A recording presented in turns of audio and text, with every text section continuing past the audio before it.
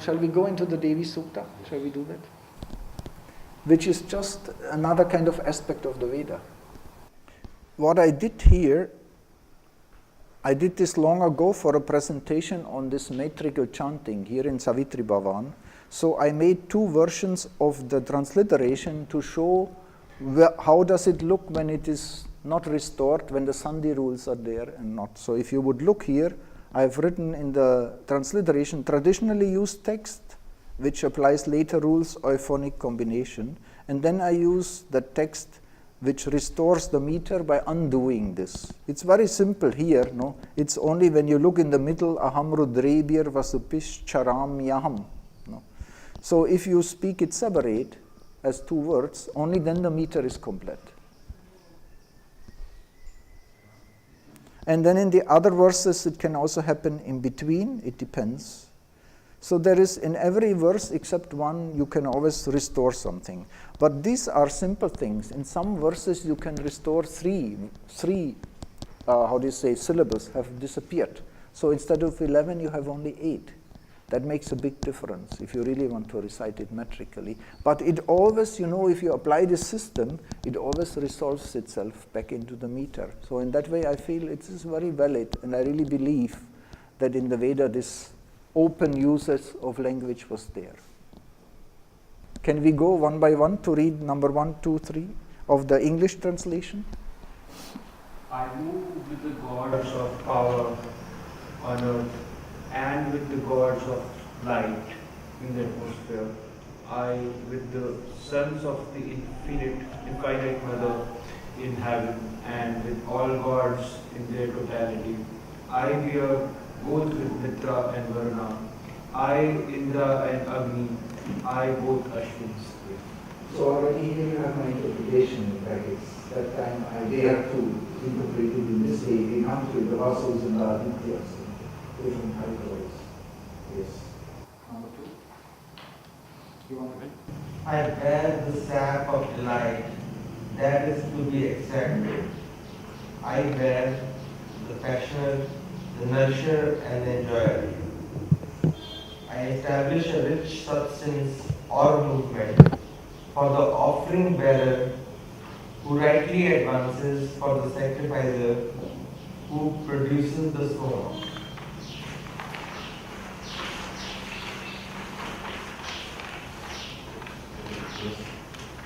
I am the shining queen, the gatherer of luminous treasures, the original consciousness force of all powers that belong to the sacrifice.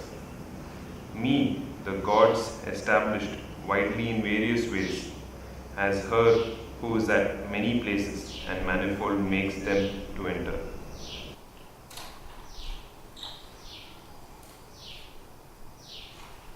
You want to go? Through me, he eats his food. He who quietly sees, who breathes, who hears this what is spoken. Unmindful, they all dwell near me. Hear, O inspired hearer, I speak to you what is trustworthy.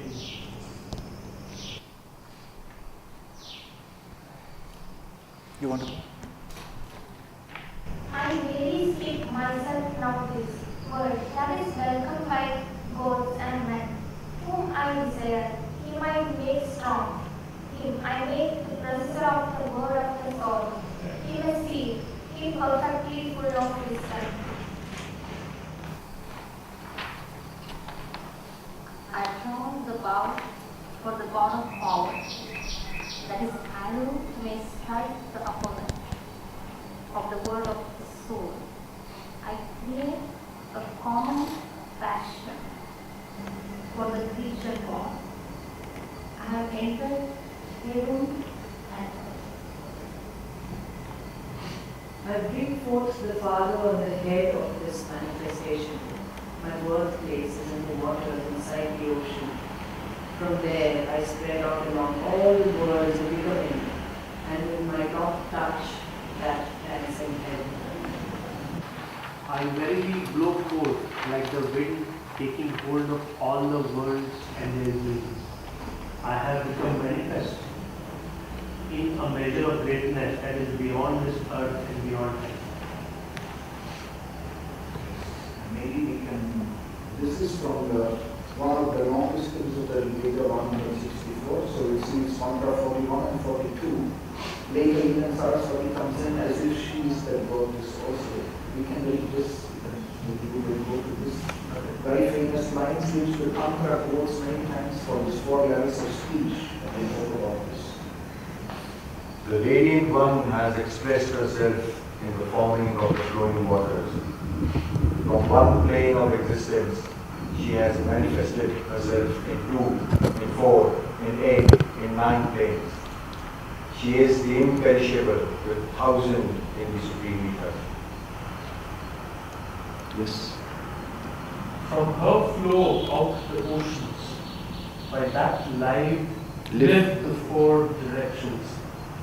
From that moves the unmoving, by that lives the universe. So here, for example, this phrase, no, he really says, first he says, from her flow all the oceans, because the oceans is the whole existence, is seen as water. And Aurobindo says, this is an image from the ancient world, from South America up to the Himalaya. He says, from the Andes to the Himalaya, that all the ancient mystics saw this unformed existence in the image as a water. So the water is the sky. It is not just, we think, the ocean of the earth. So everything is water, unformed, in which the milieu, in which then things take shape, so to say. And so he says ksharanti, because the kshara root, no, it means to modify, to flow, to move. And in the last line it says tata ksharati aksharam, you see? So again he uses this word. From that flows the unflowing. But then also don't forget the Akshara Brahman. In the Upanishad, that is for them the supreme is always called the Akshara. But she manifests that supreme, so to say. She makes him flow. She brings him into manifestation. And Om is even called Akshara.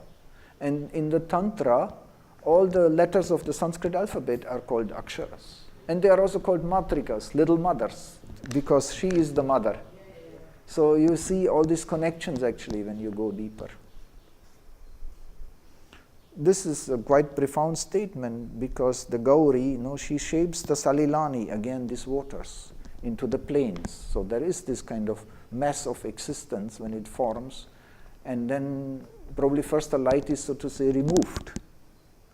Because that's what the Upanishad says, he wants to become another. How can he become another if there is only light? So he only will find himself, but he wanted another.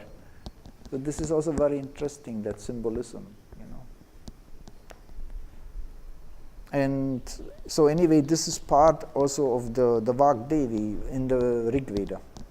And she is quoted in several places. She says, in one hymn they will say that she actually, that which was achetanani, which was unconscious, she makes conscious. She brings, so the speech reveals things. So otherwise there will be silence. So as I say, in this ancient world vision, the creation is the enrichment of the Supreme. It is his expression, his speech, and he wants to do it. It's not looked upon as that samsara which we have to escape. You can say that what we have to escape is the distortion, the ignorance to which we are subject. That is the problem. And for that we have to say, travel on the path of truth to the swara world. That would be the image. Our consciousness has to unify with the truth plane. Then only life will change and we will come out of our miseries, simply speaking. So now let's go through. So you will notice all the time she says aham. There are a few hymns like that where Indra also speaks in the Rishi, aham. Aham rudrebhir vasubish charami. Aham adityair utha vishva devai. Aham mitra varunobha bibharmi. Aham indragni. Aham ashvinobha.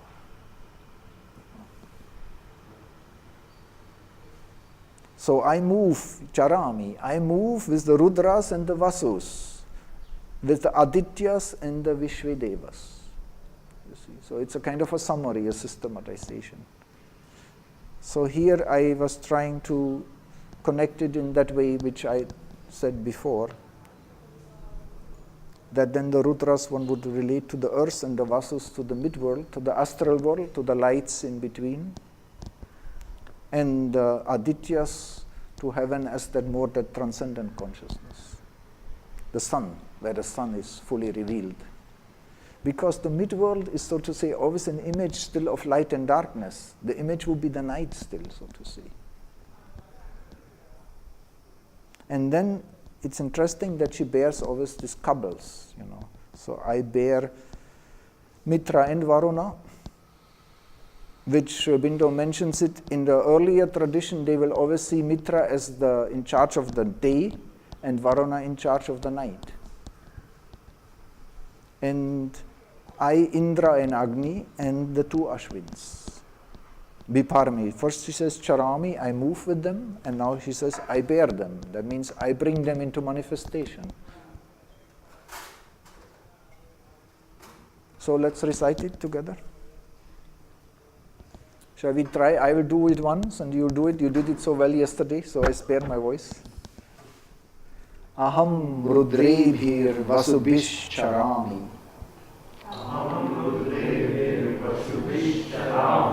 Aham adityair uta vishvadevai. Aham mitra varuno bha vibharmi. Aham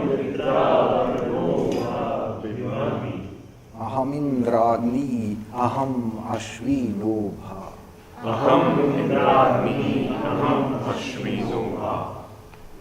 Nice, right. Yes? Of Where are course. you reading aham again in between?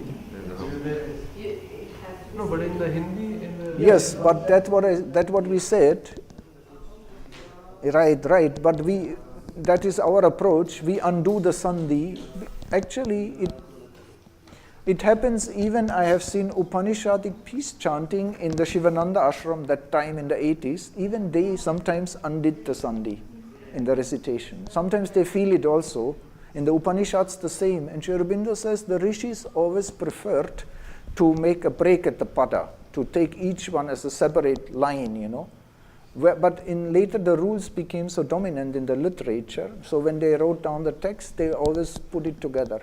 And then they learned it by heart, it seems, only from the written versions. That's why we think, oh, it's oral, it must be true.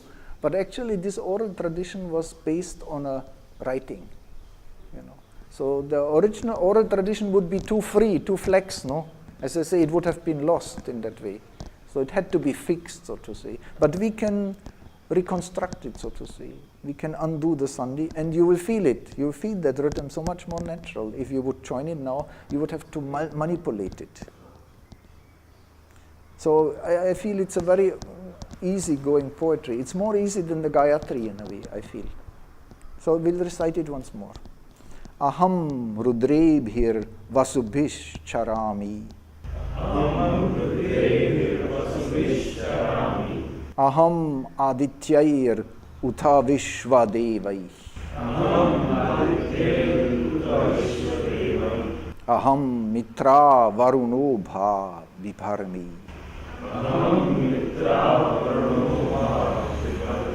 Aham indragni aham ashvino bha.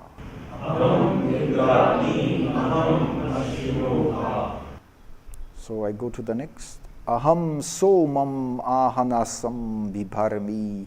Aham tvashtaram utapushanam bhagam. Aham dadami dravinam havishmate. Supraviye yajamanaya sunvate. So I bear that sap of delight, the rasa, that is to be extracted. I bear Tvashtri, the fashioner, and I bear Pushan, the nourisher, and Bhaga, the enjoyer. You see, there is also a succession here. Somebody shapes things, somebody will nourish it, and one will enjoy it. And then, aham dadami dravinam havishmati. Supravi, for the offering bearer who rightly advances, for the sacrificer who produces the soma. I bear the dravina, and I translated a rich substance or movement, because dravina actually means, dhru means to move. So in the dictionary they say it is it's a movable treasure. What is that? That light which moves, which is active. So aham, very clear, the soma, ahanasam, which means that which has to be squeezed and pressed out, that soma which you have to extract, because that's part of the ritual, that's very deep thing, the soma pressing, because without soma the gods cannot come. They need a food, so to say, they need the energy in us, to touch us, to stay in our system, in our adhara. So that would be the soma. So something in us has to be prepared and purified. So that is actually the rasa. I translate it here as the sap of delight. No? And then Tvashtri and Pusha and Bhaga, and then Aham Dadami Dravinam. Dadami means I establish, I hold or give the Dravinam for the Havishmat, the one who has an offering. So we have to have something for her. And this is not like in that later idea of a dealing with the gods, no? I give them because I pray to them because I want something from them. It's much deeper, no? Because the yajna is the communication, no? So if you want the divine to enter you and dwell in you, you have to have something ready for that, so to say. So that offering can be, your inner energies as well. Because also there's the word supravi, difficult to translate. I follow here Aurobindo, supravi, pra forwards and avi spreading out, advancing. So the one who is rightly advancing. For him only, so as if this is a condition, and he has to be sunvat. Sunvat means pressing the soma, the su root. For the soma presser, the yajamana, the one who is doing sacrifice and who rightly progresses, so to say. It's also interesting. And has the offering ready. For him I give the dravinam. So we recite it. Aham somam ahanasam bibharbi.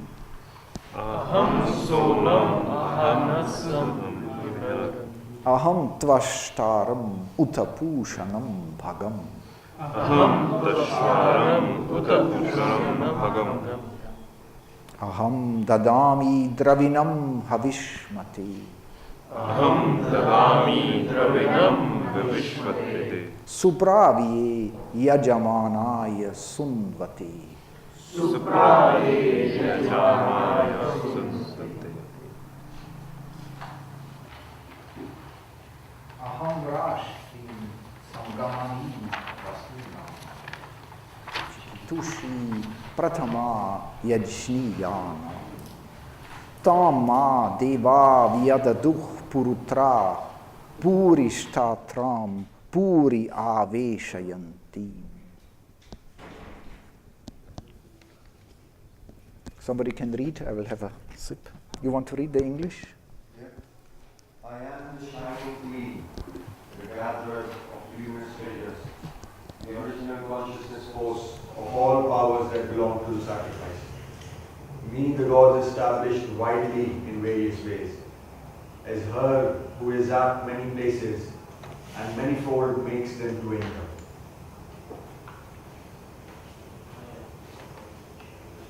So Rashtri Sangamani. So the Rashtri, they talk about Rashtra a lot in the Yajurveda, Rashtra, the ruler of the kingdom. But again, the shining is Rashtri. It's just a different form for Raja. And Sangamani, the gatherer of the Vasu. And then you see you have the Chikitushi from the root Chit, you see. Pratama, I am the original conscious force, awareness, among all the sacrificial powers. Usually they translate Yajniya as, worshipful, but I always feel it's too superficial if you take it worshipful, adorable, because Yajniya means belonging to the sacrifice. Because these gods, that is always emphasized, men and humans belong to the sacrifice, and the sacrifice is the manifestation of the Supreme.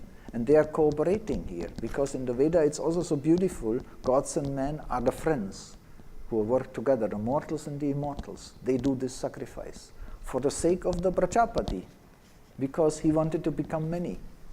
There is a beautiful session like that in the Shukla Yajur Veda, where they will say perfection, sankalpa, difficult to translate there. By yajna, our manas becomes sankalpa. By yajna, our prana becomes sankalpa. By yajna, our will, everything of the human beings is said by yajna is perfected. And at the end they will say, oh gods, we have gone to Swar.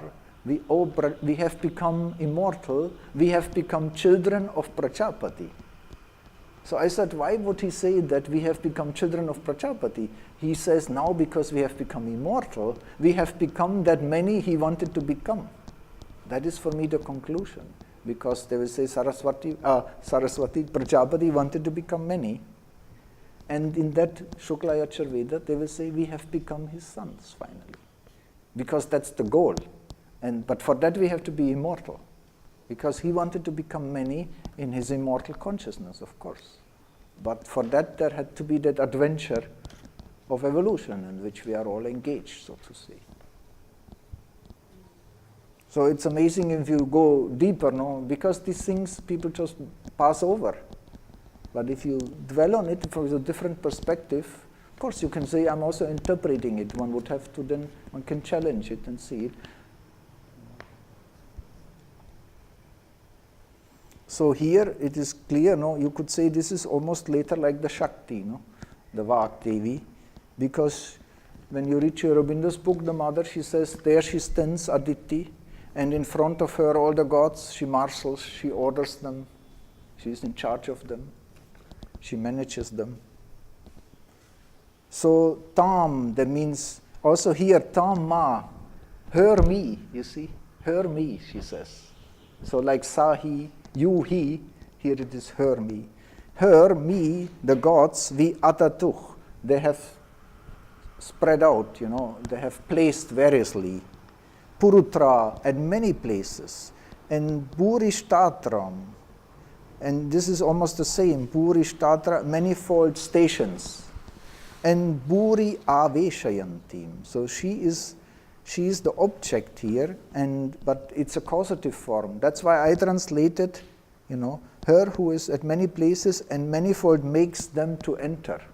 Because she is making entering. It's not that she enters. Because the gods have already placed her everywhere, because through her they can come in. It is the speech, so to say, the word, the expression of the soul, the light of consciousness, so to say, which invokes her.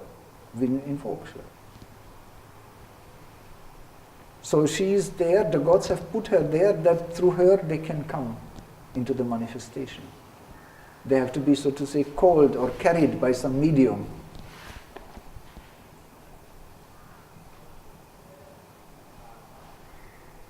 So we recite it. Aham Rashtri Sangamani Vasuna. Aham Rashti Sangamani Vasuna. Chikitushi Prathama Yajniyana. Tamma Deva Viadatuf Purutra.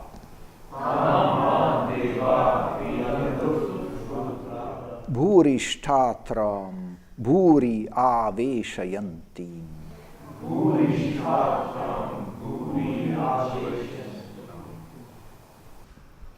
Mayaso annam ati yo vipashyati. Yaf praniti ya im shrunoti uktam. Amantavo mam ta upakshiyanti. Shruti shruta shrativam te vadami. Very beautiful but also very mysterious verse. So I was trying to translate it literal. Usually people interpret it. Literally Maya means by me, no? So means he, annam ati. So who is that he? Is it us? Is it we know? Someone eats the food. Through me, one eats the food. Sa atti annam. The one, yo, who vipashyati, who is seeing, the one who sees, and the one who praniti, who breathes, and even im shrinoti uktam, who hears what is spoken. By me, through me, he eats the food, the one who sees and breathes and hears. And of course, food means also any experience, any intake, so to say. It's also, you can take it in many ways. Usually it's translated, by me one sees and hears, and which maybe it might mean, but literally it says, the one who sees and breathes and hears these words, through me he eats the food, which is slightly different. And then there is a very special passage which is in India usually taken in the negative, because in classical Sanskrit, upakshi can also mean to destroy, but the root kshi means not to dwell, to master. It can also mean to diminish. And in classical, it seems, I met some people, they are sure it means to hurt. Then I would say, if you dare to translate like that, I would say those who are not mindful of me, they diminish me. They overgo me, They make me small in themselves because I have no place in them. But I take it in this sense, and the Western scholars also. And there is another hymn to Mitra where Upakshayanti comes, which Aurobindo translates it also dwelling, nearing, dwelling near. So amantava, those who are not mindful, mam, that means to me, te upakshayanti, you can take the mam also as the object of te upakshayanti, they dwell near me. So I translate it in this sense. Even, if those who are unaware, they are still dwelling near me, because if she is that inner presence who is managing everything, So this is something, and then it's a beautiful play of words, you see, shruti, shrutta, shrattivam te vadami. But shruta, is again, it's the hearer, the satya shrut. This is the name of the rishi, the one who has the hearing, the inspired, who hears the voice, who has the knowledge. So listen, hear, O hearer, vishrata, te vadami, what I tell you.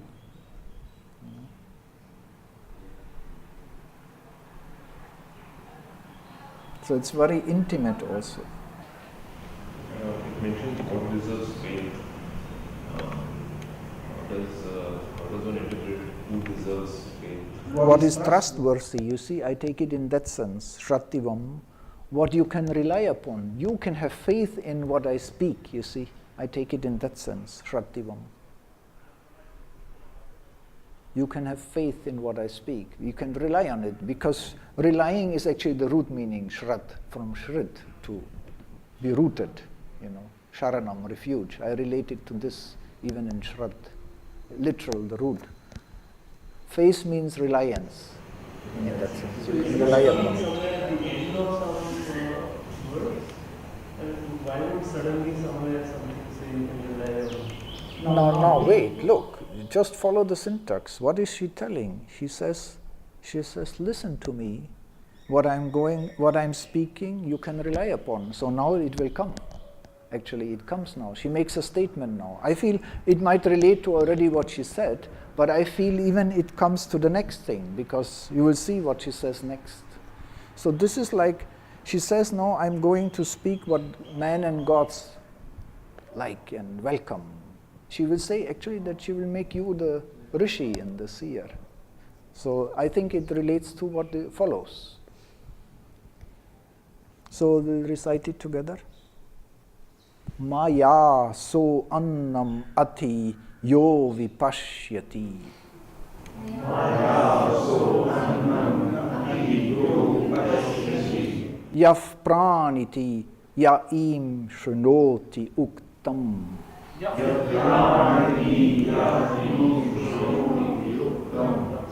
Amantavo mam ta upakshayanti.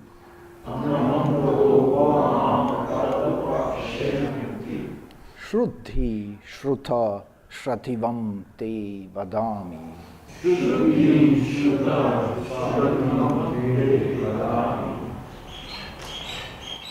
So now she says, aham eva svayamidam vadami chushtam devebhir utamanushebi yam kamaye tam ugram krunomi, tam brahmanam, tam rishim, tam sumedham.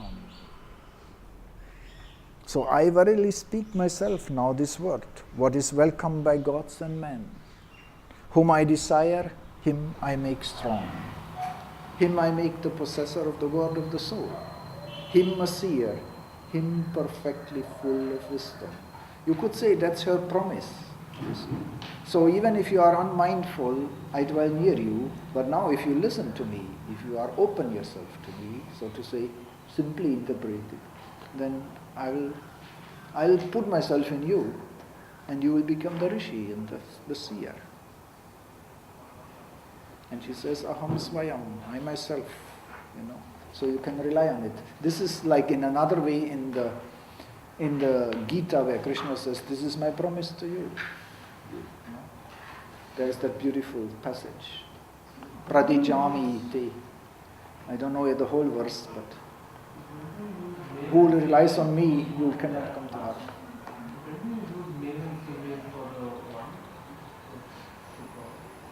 When or why? Now you start saying she, but sometimes he. Right. For me, he and she are the one. So the two in one are one. So that is also very typical in the Veda. No? That is also the feminine and the masculine, the god and the goddess. They are a couple. So they are expressions of one being, so to say. Like Aurobindo would say, he gives many samples, but you could say even light and heat. You see, consciousness and force. You can say it's only light, or you can say it's only heat, but it's both. So in that way, Ishvara Shakti are the two in one. But she, so to say, when he expresses himself, then gets active, then it is her, so to say. The action, so to say, the dynamism of the consciousness of the Lord is then, so to say, his Shakti. In the Tantra, it's like that. They will say, Vak Devi, she speaks to Shiva into his ear, the whole creation. She sees it already before it has come out, and she whispers it in his ear, what she sees in him. And without she telling him in his ear what he is, he would not know what he is. So simply speaking. So the Lord needs the wife to know himself. The force which reveals it to himself. The objectification, but it is part of him. No? Aurobindo has this beautiful image in Savitri where he says, even when he sleeps, he keeps her on his chest. That is Vishnu lying on the ocean, which is Vedic imagery, actually, the ocean of existence, you see. And he keeps her on his chest. So even if he's the Shakti, the Lakshmi will sit on his chest. Even if he is sleeping, that means she is always there. It's not that she is non-existing when he is passive. Still she is already in him. Because that's what Aurobindo would say, the two who are one. And then you can emphasize the one or the other. Or even you can always relate to both. That's also interesting. We'll come to this in the next mantra. She says, I will manifest the Father, which is of course also her Lord, her husband. That is, in that symbolism, it is just telling different planes of the reality. So it's an easy language. He just says, Yam kamaye, whom I love or desire, tam, she emphasizes twice, him indeed, krinomi ugram, I make him strong, tam brahmanam, so there is the brahmana, that the one who has the mantra, you see, who has the soul speech, who has that inner connection with that revelation. And that will be the rishi, the seer, and the sumedha, the very wise one, right? This is, of course, a powerful speech, but it's also, that is her promise, no? So we'll recite it. Aham eva swayamidam vadami. Aham eva swayamidam vadami. Jushtam devebhir uttamamushevi. Jushtam devebhir uttamamushevi. Yam kamaye tam tamugram krunomi.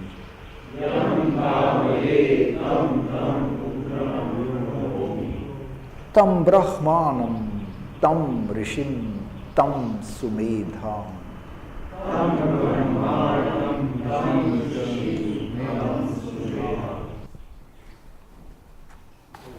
Aham rudraya tanur adhanomi. Brahmadvishe sharavi hantavahu. Aham janaya samadam krinomi. Aham dyava prithvi avivesha.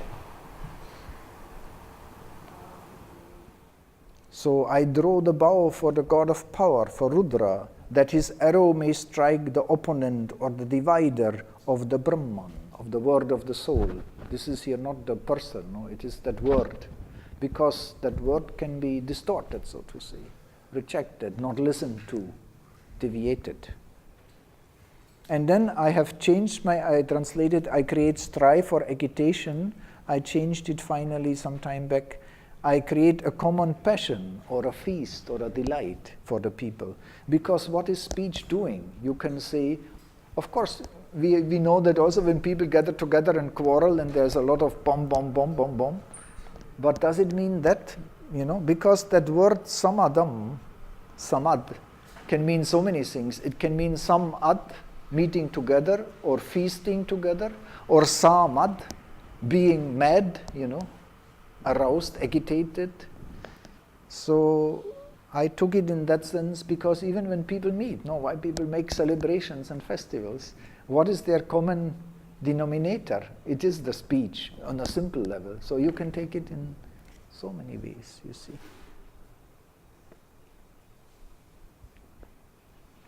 Of course, the question is, it starts with that more negative, with that power, that, the one who is opposing the soul speech. I draw for Rudra the missile to hit him down.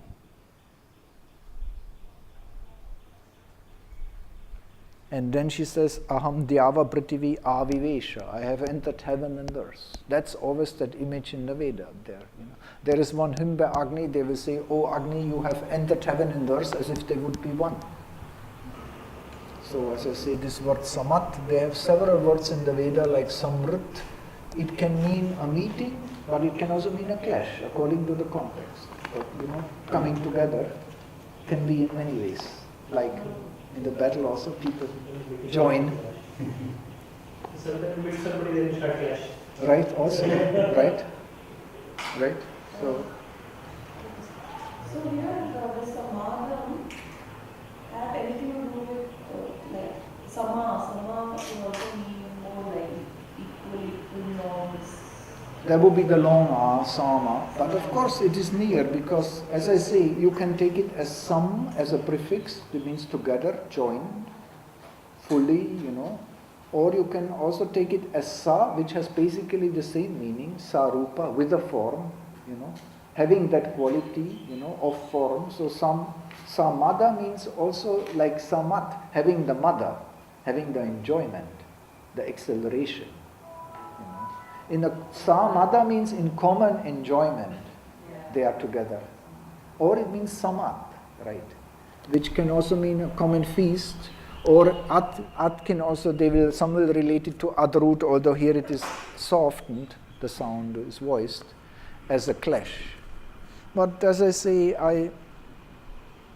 I say passion or feast, because that mat is coming in the Veda all the time as a positive quality for the soma intoxication. So Sri Aurobindo says intoxication, rapture. At that level also there is an opponent. On what level? Because you are asking this force to act here in life. In the life, that opposition will be there. You see, that's the point here. It is in the darkness that this action takes place, you see. It is not in the world of light what he is talking about. He is talking in relation to the humans. That's actually all happening, you could say, symbolically in the night. That is the astrology again. Rudra, is shooting that deer, or the Orion. They also have all this in Greece. Everywhere they have this hunting and some enemy in the sky shooting at him. So that is also all there, always implied.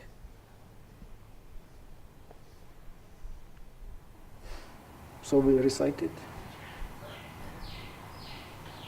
Aham Rudraya Dhanur Athanomi.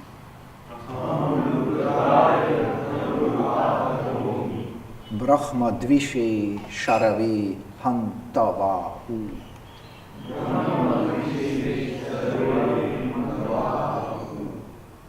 Aham Janaya Samadam Krinomi.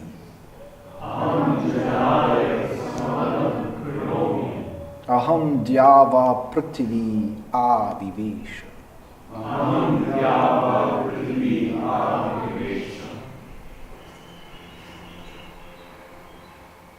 Aham Suve Pitaram Asya Murdhan. I will just go on. Mamayonir Apsu Antah Samudre. Tatto Vitishte Bhuvananu Vishva. Utamum Dhyam Varshmanopas Prishami. So you see, I'm undoing the Sandhi and then I'm in the same flow and the same poetry. If I wouldn't undo the Sandhi, I will be short. There this Avishvato Utamam. So this is very significant here. I bring forth the Father on the head of this world. My birthplace is in the waters, inside the ocean. From there I spread out along all the worlds of becoming, and with my top touch that highest heaven, I will take it. And here they use the Suve. Su means to produce, to give birth, but it's the name also of the Soma, of Surya and of Savitri. Today afternoon we will go into this. What Aurobindo says, that Srishti, that releasing out of itself, giving birth to. So Asya Murtan, it's also a very concise language. On the Murda, the head of this, and Asya, like in the Upanishad, of this, they'll take usually of all this, of the whole manifestation. I give birth to the Father. So that would be this idea that the Satchidananda will be manifest through the Shakti. The Father would be here the Supreme, the Transcendent. And then in that imagery, that Father will be born as the Son here in us. Our Jiva, our psychic is that son which he wanted to become, because he wanted sons, many he wanted to become. And for that he needs the mother, you see, to recreate himself on another world, on another plane.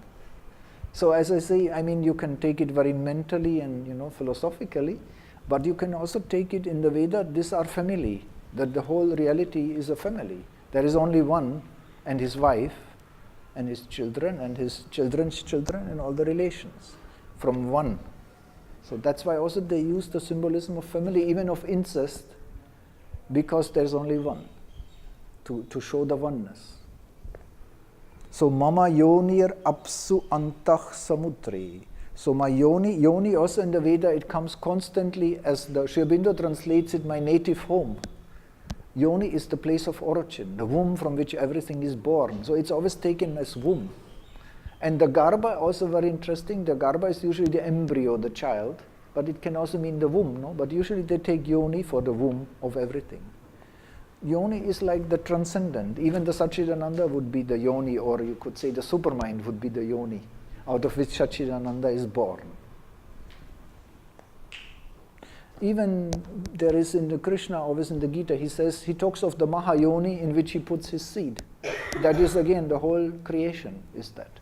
And there the Gita has these passages which are very close to the Isha Upanishad and to the Veda, which very interesting. These echoes are always there. So that's what they mention here in passing.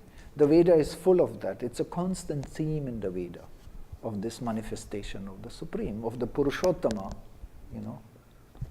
becoming the Jiva. This is also in reference to the fact that evolution started from the ocean, Yeah, I'm wondering here, I would rather feel here when she says my birth is in the ocean, I would rather take it as that transcendent, from that light from which she comes. That is her real birthplace. Or whether it really means from the involved, she comes out here, which I doubt here. I would rather think she means that ocean of light. So tata, from there we tishta, no? So tishta means actually to stand, but with the V preposition, it means to spread all over. To stand everywhere, to spread.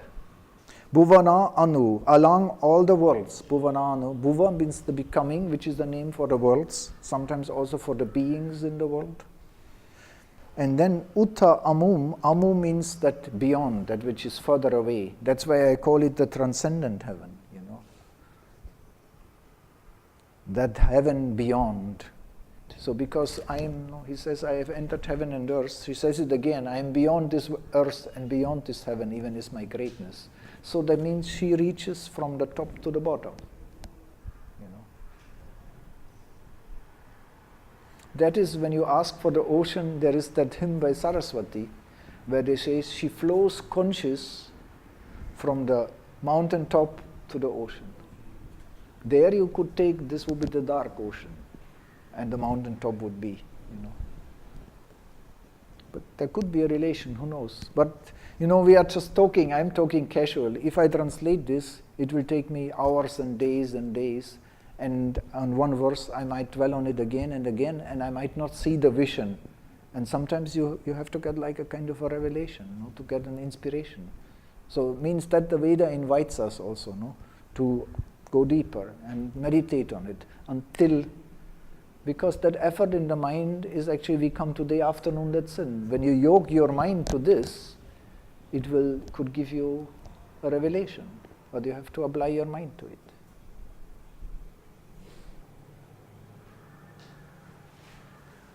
So Varshman upasprishami, I touched at yonder heaven. So we should recite it together. Aham suve pitaram asya murdhan. Aham suve pitaram asya mama yonir apsu antah samudre. Tato vitishti bhuvananu vishva.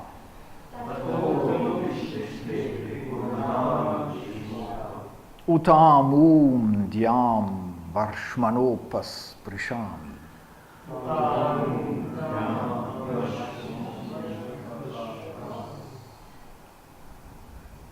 So Bhuvananu Vishva means all the worlds, along all the worlds, because there is this world which can be the whole manifestation, but also each plane can be taken as a world. So she wants to say through all the planes, you see, and from the top to the bottom. I am present. Yes. Aham suve pitaram asya murdhan. Aham suve pitaram asya murdhan. Mama yonir apsu antah samudre.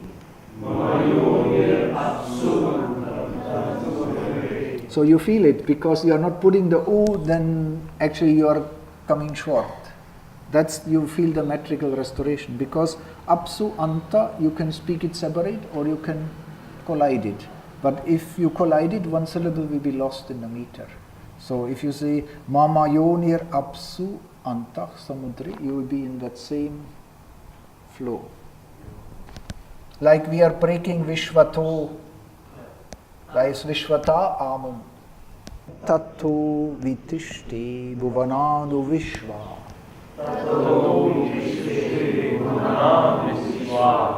Utamum dhyam varshmanopas prishami.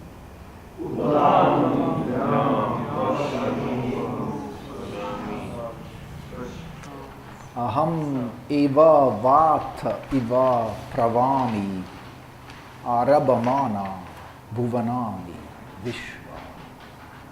Parodiva para ena prativya etavati mahina sambhabhuva.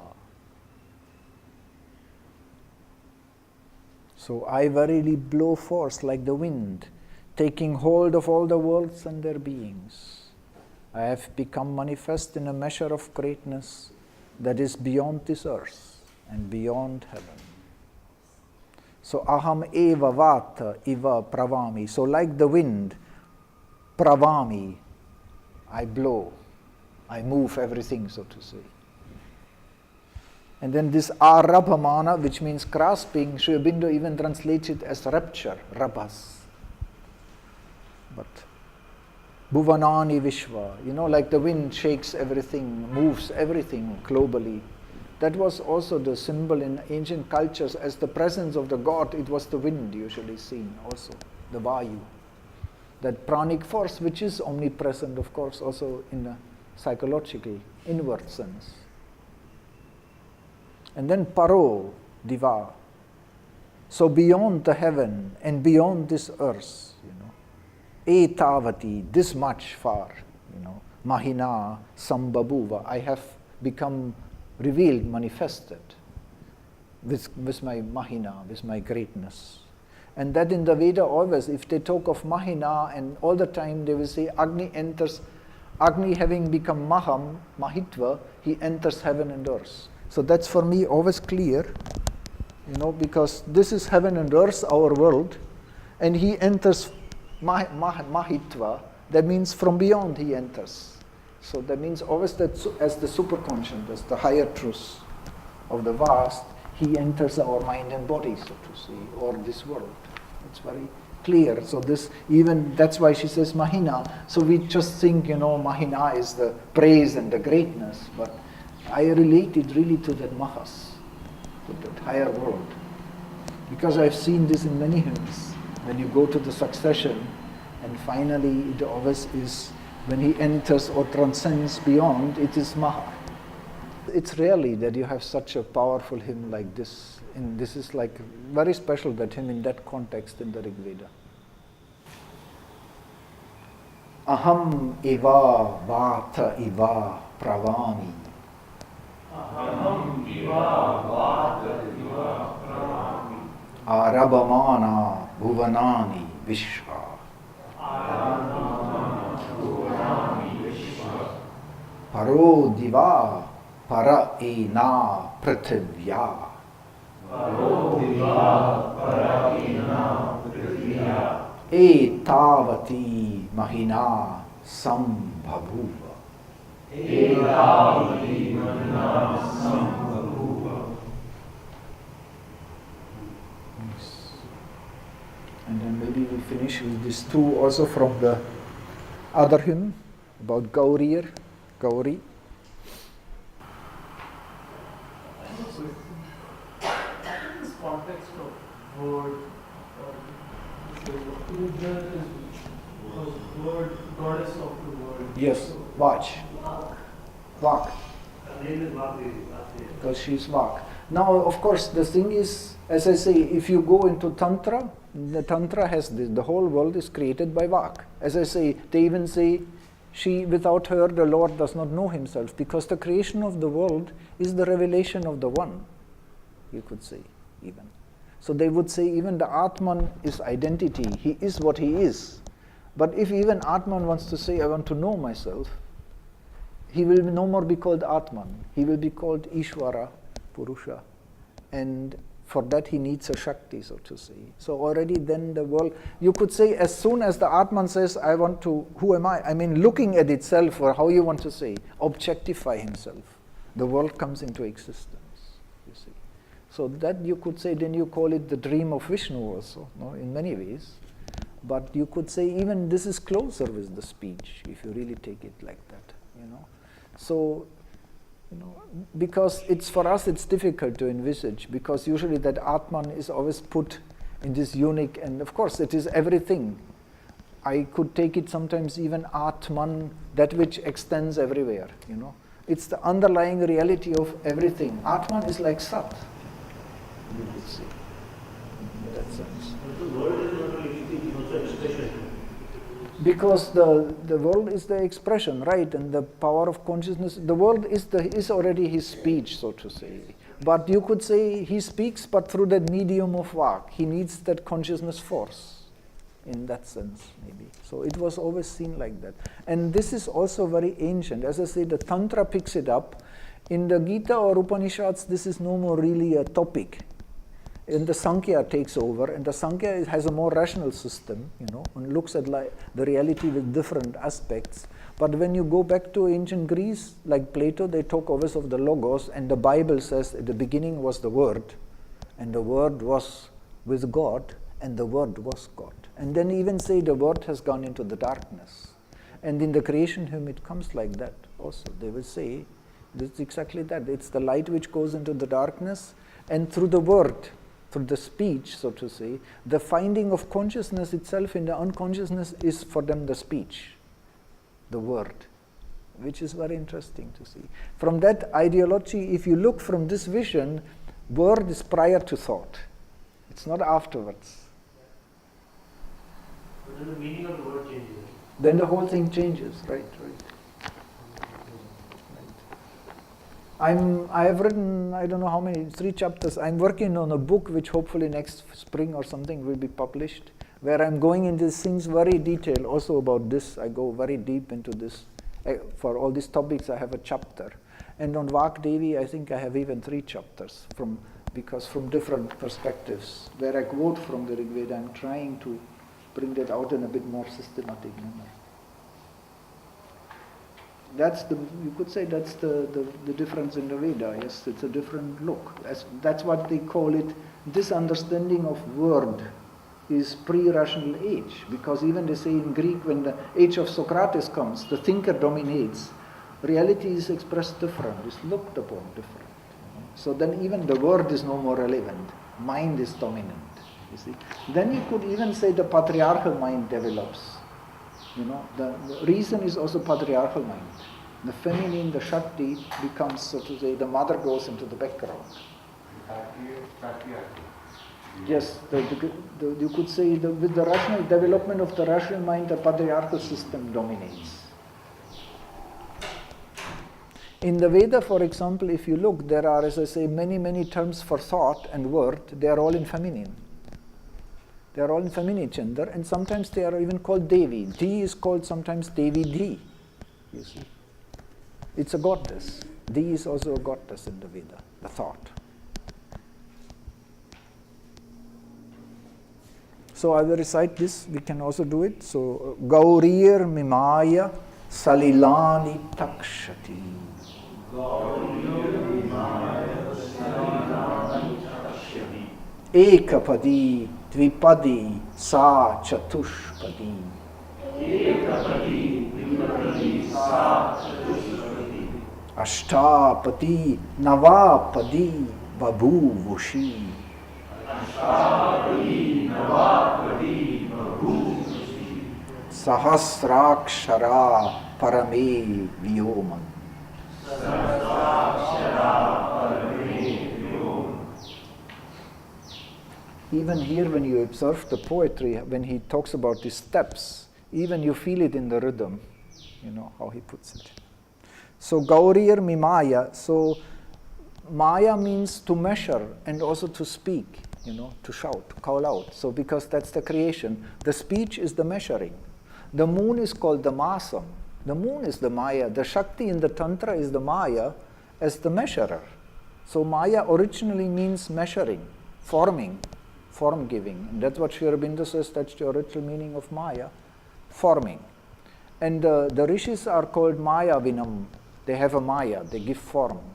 There is even one hymn, they will say, the Maya wins, those who have Maya, by their Maya, they have Mamire, which is the other root for Maya, have measured the father into the son. So they make the father, the transcendent, into the child to be born in the creation by the Maya. Imagine she is called Sahasra Akshara. She has 1,000 aksharas, 1,000 imperishable syllables, which Sahasra, of course, means always the total completeness here, So you would have, Sri Aurobindo shows this, how the 1 becomes 7, and 7 multiplies into 7, it becomes 49, plus 1 is 50.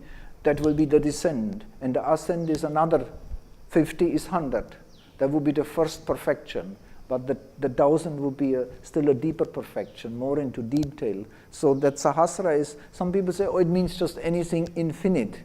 But actually, it even denotes a kind of cosmic system, you could say. So a sense of 50 aksharas, so the sense, so you're saying... No, when he talks in general about when they will ask the God, give us the 100. You know, so he speculates, he says, let us speculate what could be this 100.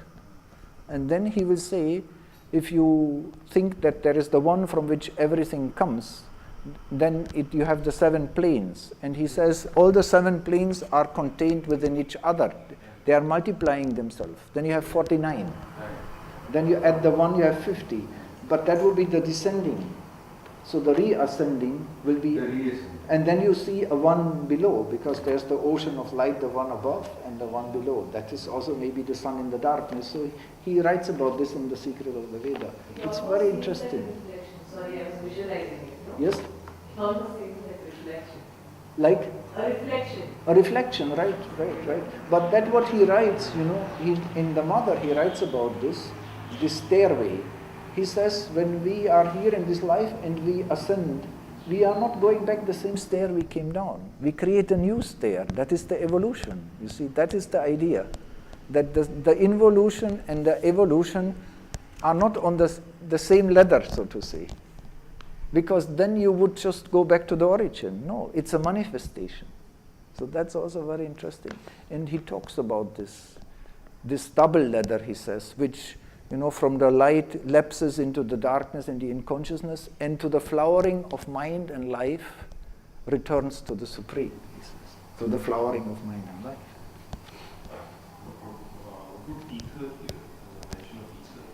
Yes, so it's also difficult to translate. I will usually take it as either Vyoman. So in the Indian tradition, I also noticed those people who are familiar with the Upanishads and text in the Veda, they also take this. This is the Paravat. This is the Supreme, the Transcendent. This is really the transcendence from where things manifest, come out the first time. So this Parame Vyoman. So how would you call it? Some call it heaven, you know. So probably Vyuman. You know, Vyuman, expanse. It is something like the Akasha, but you could still say something beyond the Akasha. You could say the Akasha is one manifestation of it. So either means somewhere in the... Either, right, because either is no symbolically this element which is, so to say, between the non-manifestation and the manifestation. It's again a kind of a Vum, you know, Vyoman. You know, they always talk about that. That is the home of the gods, and the origin, the Parame Vyoman, where you could say all the onenesses, the many are gathered in the oneness, so to say.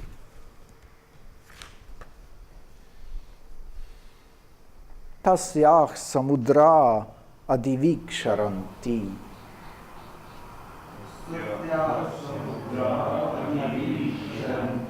Tena chivanti pradishaschatasra.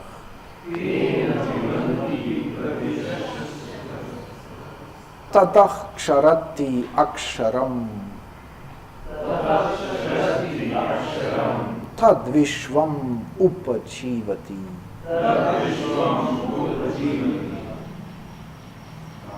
So actually again it's many times when you speculate, this is the answer here, because from there flow the ocean and the 4 directions. What are the 4 cardinal points? This is again time and space. So that means it is beyond that our manifestation of time and space. Tataksharati aksharam tad vishvam upachivati. Very powerful language.